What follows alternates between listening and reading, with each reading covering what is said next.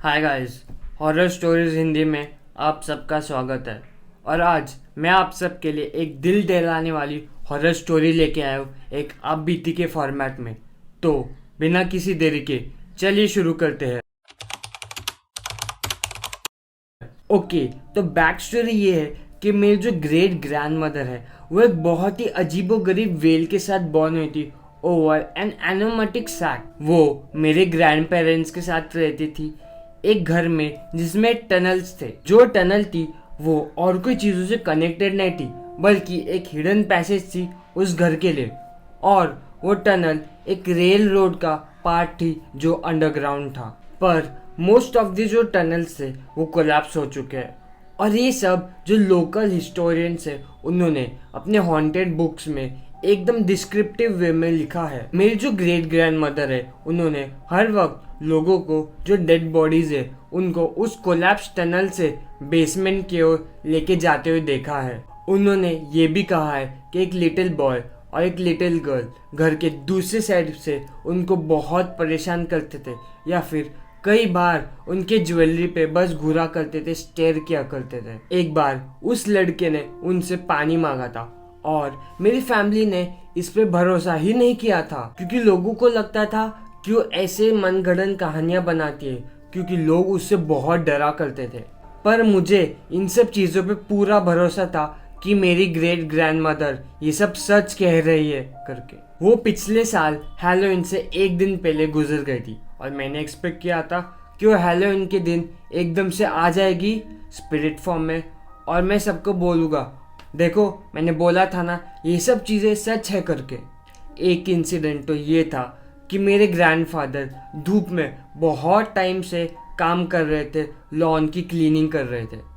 फिर अचानक कहीं से तो एक हाथ उनके शोल्डर पे टैप करता है और उनसे कहता है कि अब तुम्हें घर के अंदर जाना चाहिए। जब उन्होंने पीछे देखा तो वहाँ पे कोई नहीं था। एक बार तो मेरे ग्रैंडफादर को बहुत तेज बुखार था, फिर भी वो बेसमेंट में काम कर रहे थे, पर उस बुखार के वजह से वो बेहोश होके गिर जाते। फिर जब मेरे ग्रैंड मदर घर पे आती है तो वो उन्हें सोफा पे लेटे हुए देखती है। जब वो उन्हें उठाती है तो ग्रैंडफादर अपने आप को सोफा में लेटा हुआ देखते तो एकदम शॉक हो जाते, क्योंकि वो कहते उन्हें बहुत तेज बुखार था और उन्हें लास्ट मेमोरी याद है कि वो बेहोश होके गिर गए थे, पर वो भी बेसमेंट में। उन्हें उसके बाद याद भी नहीं कि क्या हुआ करके। और सरप्राइजिंगली वो घर पे अकेले थे।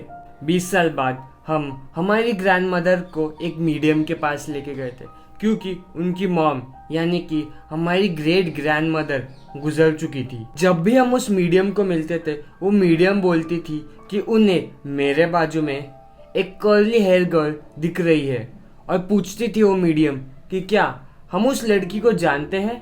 और उसने बाद में कहा कि वो लड़की मुझ में बहुत इंटरेस्ट दिखा रही है करके। ये सब सुन के हम एकदम शॉक हो जाते थे। कुछ सालों के बाद मुझे 3 बच्चे हुए और फिर एक लड़की हुई, और सरप्राइजिंगली वो लड़की के बाल एकदम कर्ली थे और हम ये सब देख के एकदम शॉक हो गए थे। तो हम वापस उस मीडियम के पास जाते हैं उससे बात करने को। हम उस मीडियम को कुछ बोलने ही वाले थे कि अचानक वो मीडियम खुद बोली कि अरे ये वही लड़की है जो तुम्हारे बाजू में थी। मेरी डॉटर बाकी के बच्चों की तरह बिल्कुल नहीं थी, वो बहुत अलग थी। और सेवरल ओकेजन्स पे मैं बस रुकती थी और उसे देखती थी और सोचती थी, अरे ये एग्जैक्टली क्या है, ऐसे क्यों है ये। मुझे मेरी बेटी को देख के मेरी ग्रेट ग्रैंड मदर की बहुत अच्छे से याद आती थी, एज इफ वो उसकी ही एक रेप्लिका हो। जब वो 3 साल की थी, रिमेंबर जब वो 3 साल की थी, वो मुझसे कहा करती थी कि वो मेरा देखभाल किया करती थी। And I was like how. फिर मैं उसको करेक्ट करके बोलती थी, नहीं मैं तुम्हारा देखभाल करती हूँ। पर फिर वो इंसिस्ट करके बोली कि नहीं मैं ही तुम्हारा देखभाल करती थी। और फिर मेरे दिमाग में थॉट्स कंफर्म होते थे कि ये मेरी ग्रेट ग्रैंड मदर ही है जो मेरी डॉटर की इसमें रिबॉर्न होके आई है। ये एकदम क्रेजी है, आई नो, पर तुम्हें मुझ पे भरोसा करना होगा। एक टाइम तो मैं जीनियोलॉजी में आ गई थी। मैं क्या कर रही थी कि मेरे एंसिस्टर्स, मेरे ग्रेट ग्रैंड पेरेंट्स का, सबका जितना भी मेरे पास डीएनए है, जितना भी मुझे पता है इन्फॉर्मेशन, उन सब का मैं डीएनए चेक कर रही थी और देख रही थी कि मेरे सारे बच्चों में किसका डीएनए सबसे ज़्यादा है करके। मेरी जो ग्रैंड मदर है, not my great grand mother, my grand mother, उन्होंने मेरे तीनों बेटों के साथ उनका डीएनए बहुत अच्छे से मैच किया था। And that's what you expect from a great grand माँ फॉर द बॉयज। पर मेरी जो डॉटर है, उसने उसका डीएनए मेरी ग्रैंड मदर नहीं पर मेरी ग्रेट ग्रैंड मदर के साथ ज़्यादा शेयर किया था।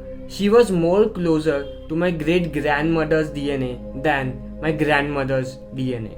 ये सब मुझे बहुत इंटरेस्टिंग लगा था क्योंकि मेरी जो डॉटर है वो मुझसे ज़्यादा मेरी ग्रैंड मदर से ज़्यादा बॉन्ड करती थी। वो मुझसे ज़्यादा मेरी ग्रैंड मदर से क्लोज थी और उनसे ज़्यादा बातें किया करती थी। कुछ सालों के बाद मेरी ग्रैंड मदर अप्रैल ऑफ 2020 में गुजर गई थी और उनके गुजरने के बस 6 महीने के बाद ही मेरी बेटी ये बोलती है कि उन्हें ग्रेट ग्रैंड मदर दिखती है करके। एक बार मेरी बेटी गुड़ियों के साथ खेल रही थी और वो ऐसे ही गुड़ियों के साथ खेलते खेलते कुछ ना तो कुछ बड़बड़ा रही थी।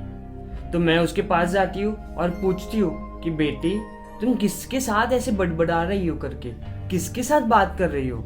तो वो बोलती है, मैं अपनी ग्रेट ग्रैंड मदर के साथ बात कर रही हूँ करके। और फिर मुझे याद आता है कि ग्रेट ग्रैंड मदर यानी कि मेरी ग्रैंड मदर को गुड़ियों से खेलने का बहुत शौक था। मेरी ग्रैंड मदर को गुड़ियों का इतना शौक था कि उन्होंने अपनी पूरी लाइफ टाइम में बहुत सारी गुड़ियाएं कलेक्ट की है। उसके बाद मैं अपनी बेटी को बोलती हूँ, अरे वाह, ये तो बहुत अच्छी बात है, लगता है कि तुम्हें और दादी माँ को बहुत मजा आ रहा है। फिर मेरी बेटी बोलती है कि उन्हें उन दोनों का एक फोटो चाहिए करके कि वो अपने फ़ोन में एज ए मेमोरी रख सके। तो मैं भी ऐसे खुशी खुशी में हाँ बोल देती हूँ कि ठीक है बेटी, चलो मैं तुम्हारा एक फ़ोटो ले लेती हूँ। और जब मैं वो फ़ोटो को क्लिक करती हूँ तो मैं एकदम हैरान हो जाती हूँ क्योंकि उस फोटो में मुझे मेरी बेटी के बाजू में एक वाइट शैडो दिखी जो मेरी बेटी के आसपास इस साइड थी और मेरी बेटी के हेड पे एक हाथ था। I was shocked. शायद मेरी ग्रैंड मदर वहाँ पे सच में थी या फिर मुझे चीज़ें दिख रही थी क्योंकि मैं बहुत ग्रीफ में थी, बहुत पीड़ा में थी। लास्ट थिंग जो मुझे याद है मेरी ग्रैंड मदर की कि मैं उनके बाजू में थी और बहुत रो रही थी। तो उन्होंने कहा कि मैं तुम्हारा और तुम्हारी बेटी का बहुत अच्छे से ख्याल रखूंगी करके। एज अ फैक्ट मेरी बेटी मेरे साथ उस टाइम थी ही नहीं, वो एक ट्रिप पे गई थी। पर उस कॉन्वर्जेशन के एक दिन बाद मेरी दादी गुजर गई। मेरे पास मेरी ग्रैंड मदर की सो कॉल्ड पिक्स है जब मेरा बेटा बेसमेंट में खेल रहा था और जो बेसमेंट के टनल से अंडरग्राउंड रेल रोड है उसके बारे में सीख रहा था। तब मैंने खींची थी और what appears to be exactly my grandmother, कुछ वाइट सा फिगर जो मैंने अपनी बेटी के पिक्स में देखा था उस टाइम जब मैंने खींचे थे। तो आई ज्यूम वो मेरी ग्रैंड मदर ही होगी जो हमारे साथ हमारे ऊपर कॉन्स्टेंटली अपना एक वॉच रख रही है। आज के लिए इतना ही। अगर आप सबको वीडियो पसंद आए तो लाइक, शेयर, सब्सक्राइब और कमेंट ज़रूर करना। तब तक के लिए बाय।